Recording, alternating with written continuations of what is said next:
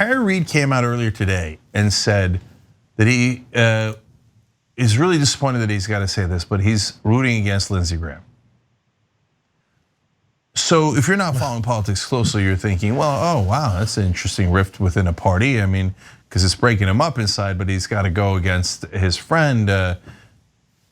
No, Harry Reid is not in the same party as Lindsey Graham.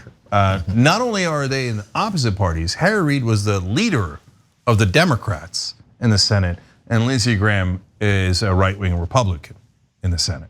So he said, I think what we've seen in the Senate, my colleagues in the Senate, I think they've been very disappointing to me. They should not have put up with what Trump has done. He's done so much damage to the institution of the Senate and the country. Republicans, except for Mitt Romney, nobody will speak out against him. Okay, first of all, this was the majority leader for the Democrats in the Senate. And he really didn't know that the Republicans were going to choose party over country.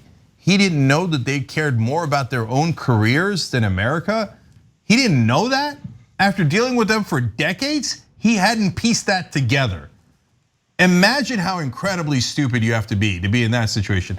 Again, me saying that, banned from all media. Like, you can't go on cable news and call Harry Reid stupid. Harry Reid's a lion of the Senate. Harry Reid, oh, Harry Reid. Hey, you see me? Did you know he used to be a boxer? That's what they always say. Sure did. Man, yeah, I did. Yeah, apparently when he was a boxer, he just kept punching himself in the face.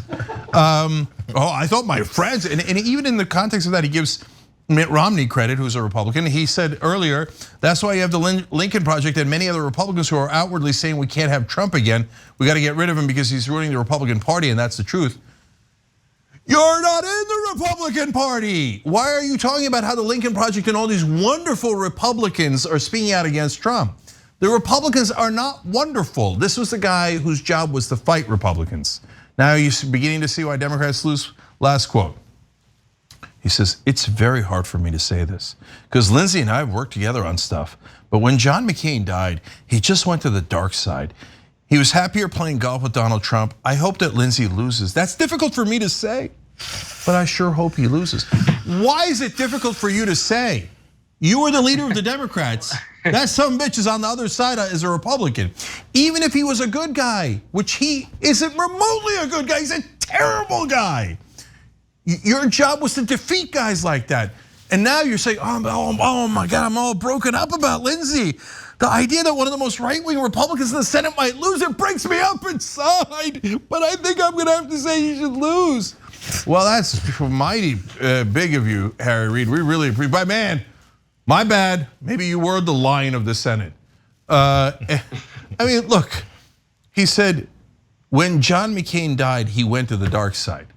We've been covering politics here on the Young Turks for 18 long years. Lindsey Graham was never on the right side. Never, never. Harry Reid thinks he went to the dark side just like a year ago?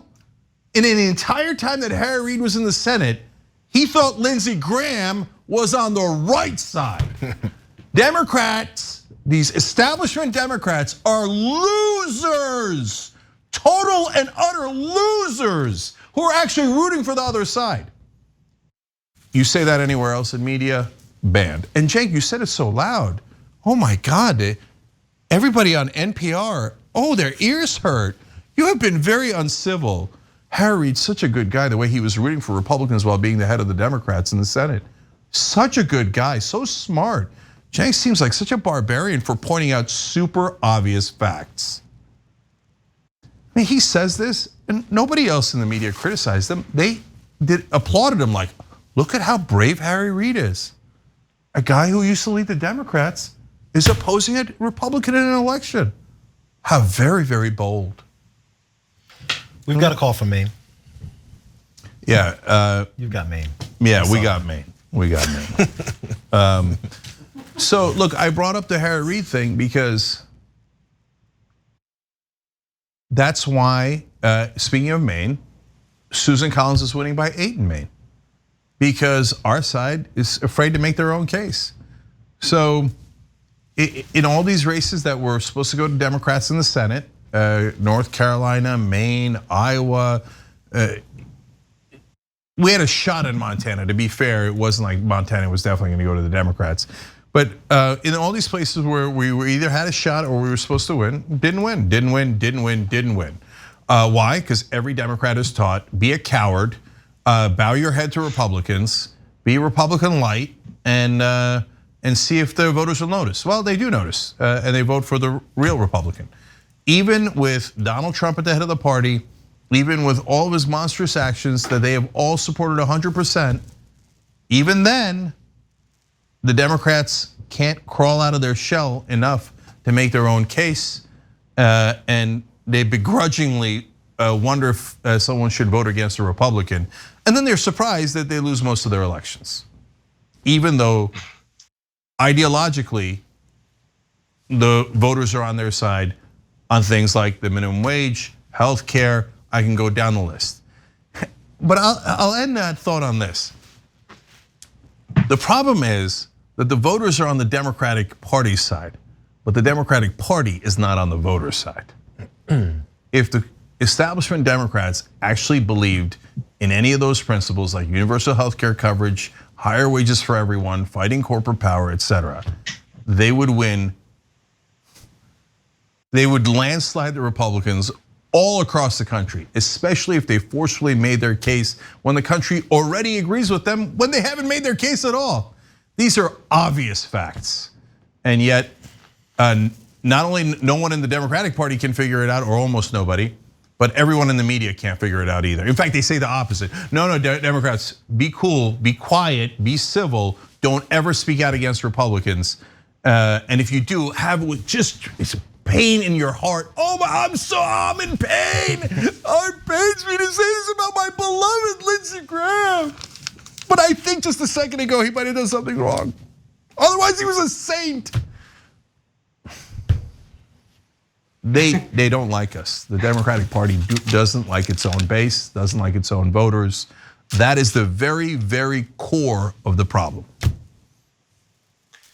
I'm laughing at just the thought of the situation being reversed, of some Republican senator being like, saying nice words about Chuck Schumer or something, or Nancy Pelosi or some other Democratic politician. It just never flows in the other direction. You just see these Democratic politicians always talking about how good friends they are and how much they love John McCain or anything like that. But it's like literally impossible to imagine the opposite.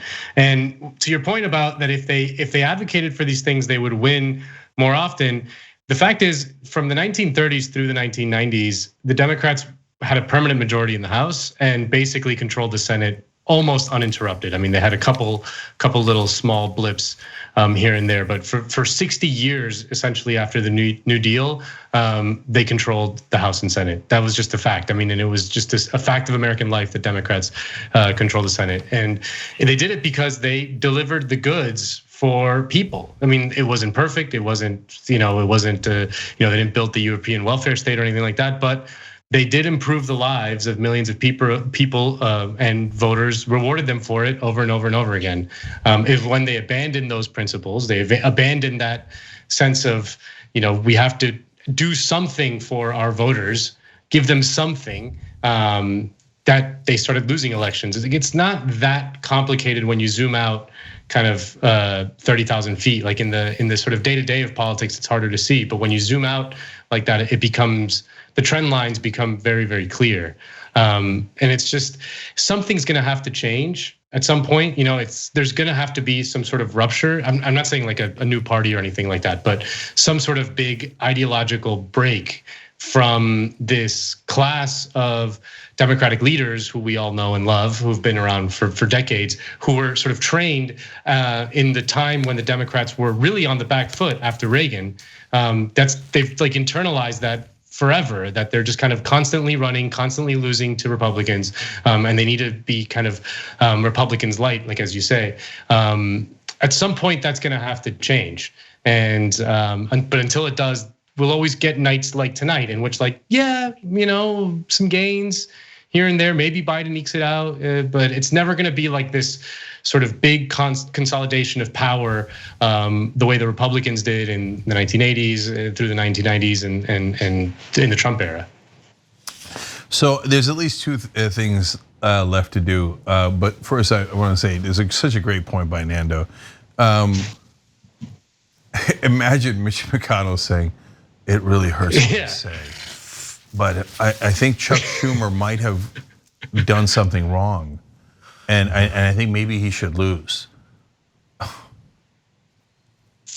Imagine Matt Gaetz. Imagine Matt Gaetz being like, "I hate to say this about Nancy Pelosi, but I think she might have gone on the dark side in this last year. She was great otherwise, great, fantastic otherwise. I loved working with her. We did a lot of stuff together, but she went to the dark side in this last year, and I'm gonna have to begrudgingly say that you should probably vote against her. Come on, come on, come on, come on, come on, come on, come on, come on, come on." I keep going back to the media because they keep lying to you. They're just flat out lying to you and telling you, no, Pelosi and Reid are strong and they're brave and they're fighting the Republicans, if not as effectively, maybe more effectively than the Republicans fight them. Oh, I keep not being sure if I can curse in the postgame these days, but let's at least say at a minimum, piss off. Thanks for watching The Young Turks, really appreciate it. Another way to show support is through YouTube memberships. You'll get to interact with us more. There's live chat emojis, badges. You've got emojis of me, Anna, John, Jayar. So those are super fun. But you also get playback of our exclusive member-only shows and specials right after they air.